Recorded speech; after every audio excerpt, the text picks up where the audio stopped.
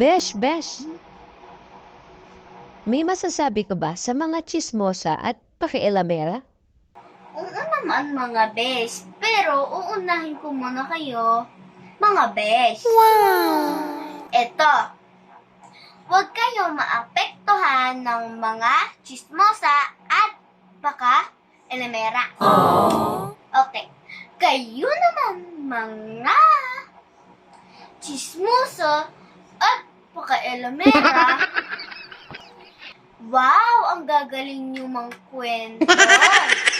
Ang saya ng buhay niyo. Na-update niyo pa ng buhay ng iba Sana hindi kayo maging biktima ng sariling chismis.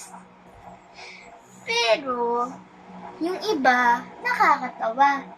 Yung iba feeling chismis queen or king. What?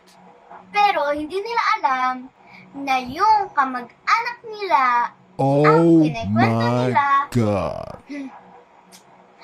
Wow! Very good! Guguntingin ko talaga yung mga dila niyo.